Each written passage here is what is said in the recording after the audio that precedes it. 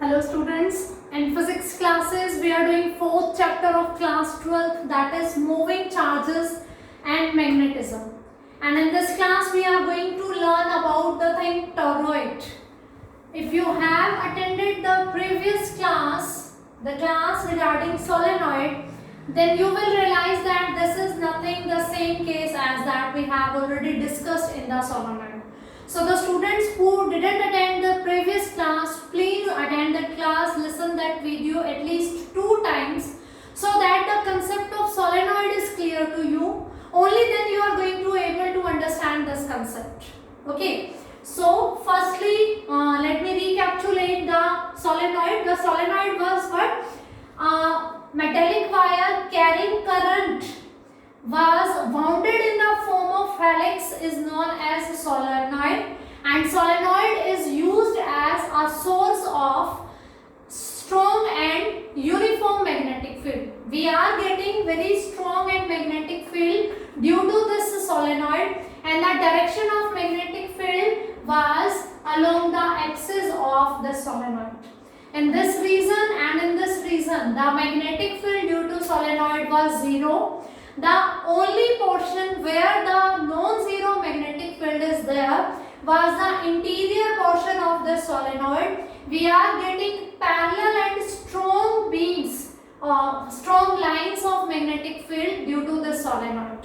In these two reasons magnetic field was 0, and in the interior core of this solenoid the magnetic field's magnitude was equals to mu naught Ni, where mu naught is the absolute magnetic permittivity of this free space, and is the number of turns per unit length.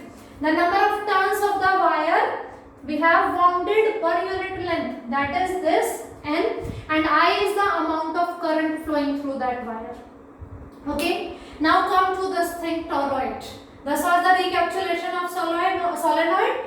In the outer zones magnetic field was 0. In the inner portion magnetic field was B is equals to mu naught Ni. And in that class we discussed that this magnetic field do not depend on the size of solenoid. It depends on the number of turns per unit length. Okay. And the direction of magnetic field was given by the right hand thumb rule. If the current is flowing in anti-clockwise direction, then the direction of magnetic field was from left to right. If the current is flowing in this wire in the clockwise direction, then the direction of magnetic field was given in the right to left direction. The curling of finger will give the direction of current, then thumb will give the direction of magnetic field. So this is all about the solenoid. Now let's come to the term toroid. What is toroid? If we are bending the solenoid in the form of ring, then that shape, then that thing is known as toroid. So toroid, how can you say? An endless solenoid in form of ring. What is toroid? An endless solenoid in the form of ring is known as toroid. This was the solenoid, and when we are bending this solenoid in the form of ring, we get toroid.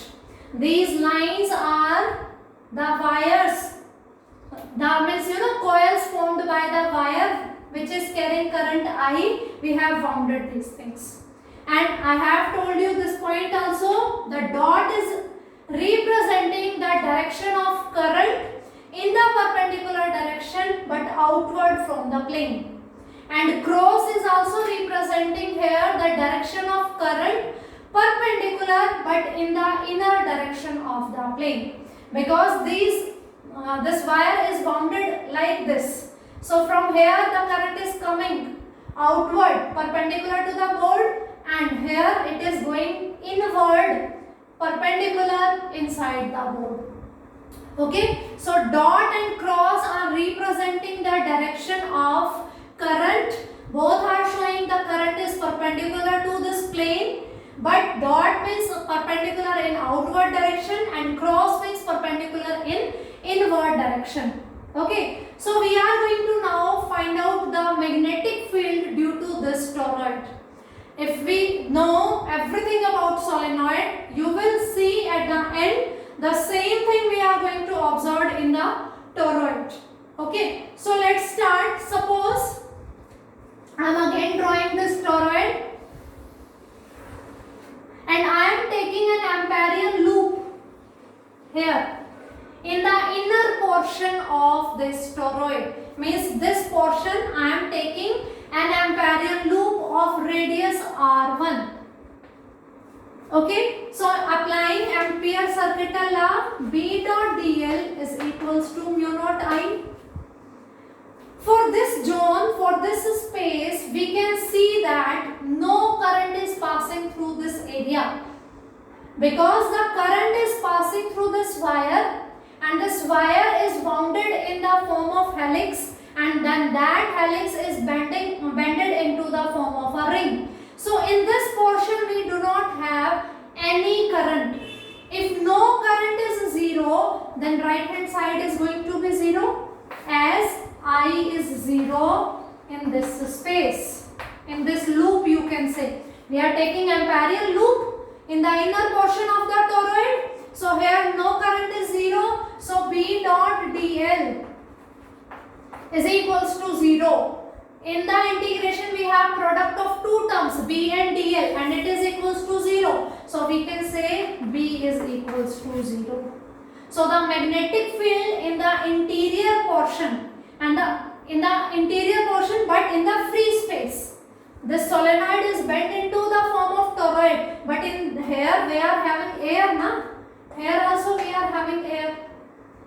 The outer portion of the solenoid, we have bended the solenoid in the form of a ring. So this portion is not having any current, that's why magnetic field is 0.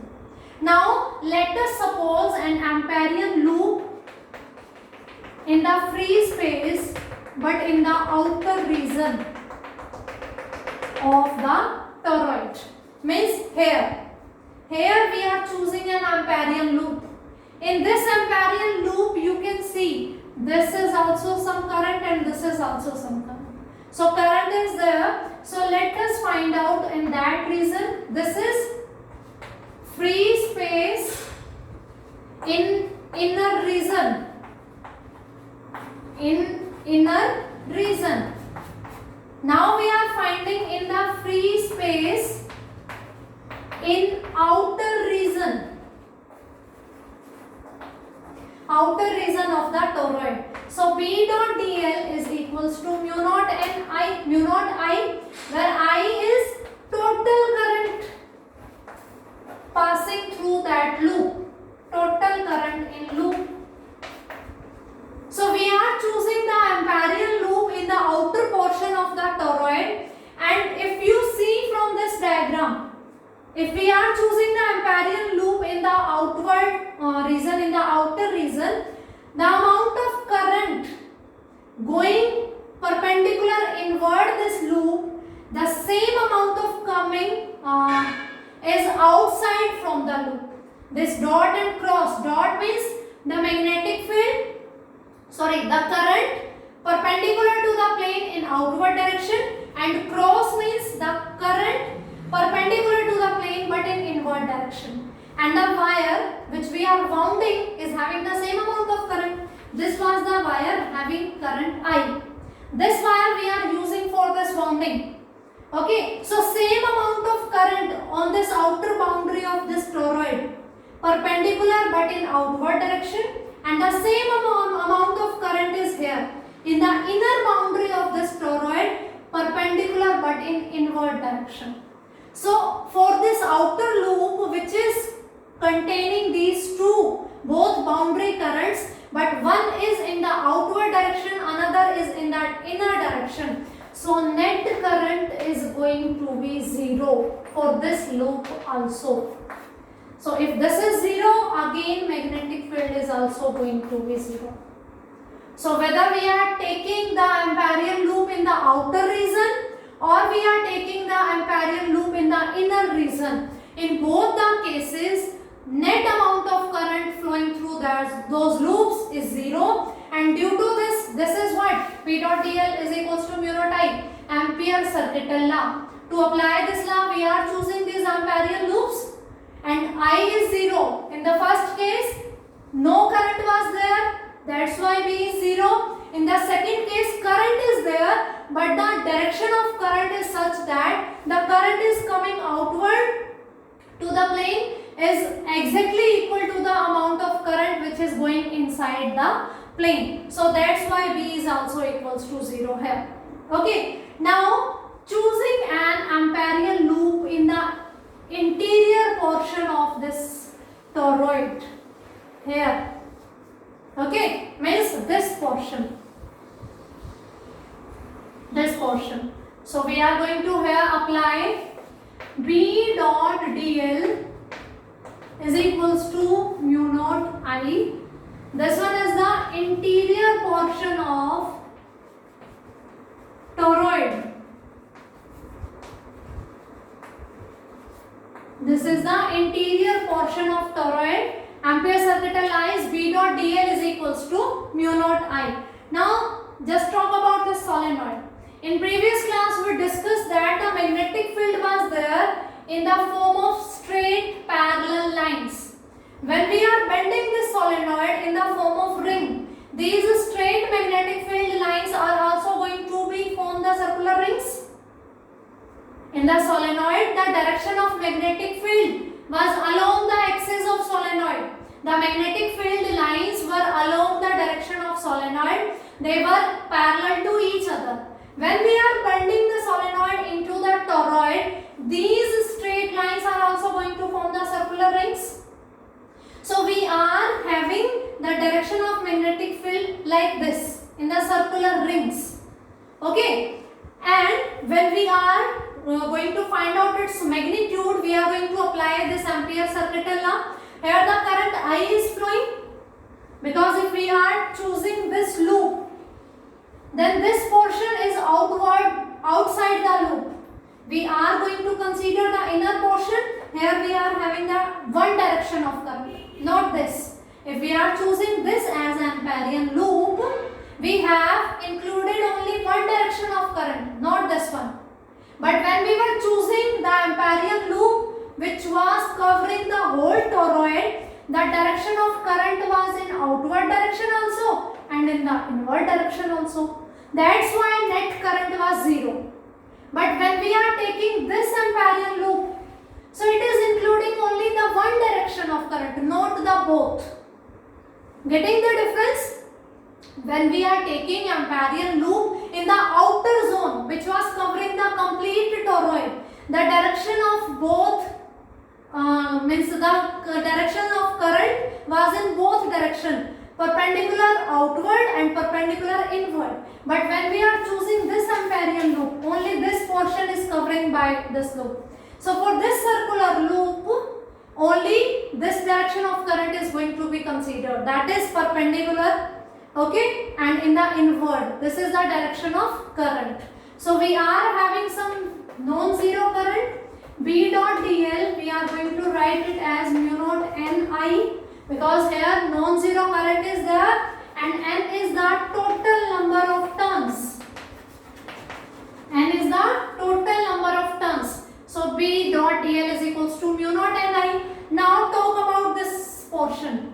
This is our Amperian loop. The direction of magnetic field, what you are saying, is in the circular form. Here it was in the straight line. When you are bending this in the form of ring, so the direction of magnetic field lines will be in the circular form. And if you are choosing any small element dl, this is also going to be along the direction of magnetic field. So B dot dl, when we open this dot product, we will get B dl cos 0. Cos 0 is 1. So B dot dl, and the Amperian loop which we are choosing, that is circular. The length of this complete circle will given by its circumference. So this dl will be equals to 2 pi r. So left hand side we get B into 2 pi r, and on right hand side we have mu naught Ni. So B is equals to mu naught Ni upon 2 pi r, or you can say B is equals to mu naught Ni, where small n is n upon 2 pi r, number of turns per unit length.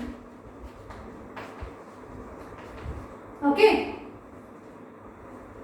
this is our Amperian loop. The direction of B and dl, B dot dl, this is circular. They are going to be along, means they are in the same direction, because this magnetic field was straight line in solenoid. When you are bending it in the form of ring, the direction of magnetic field line will be circular, and the Amperian loop you are choosing is also circular. So B and dl are along the same direction. That's why B dot dl will be equals to B dl cos 0. Cos 0 is 1. Now dl is the small portion of this loop. When we are going to integrating it for the total closed loop, it will be the total length of loop, and the total length of loop will be given by the circumference, because the loop we are choosing is in the form of circular ring. Okay, so 2 pi r. So left hand side will be B into 2 pi r. Right hand side is equals to mu naught Ni, where n is the total number of turns.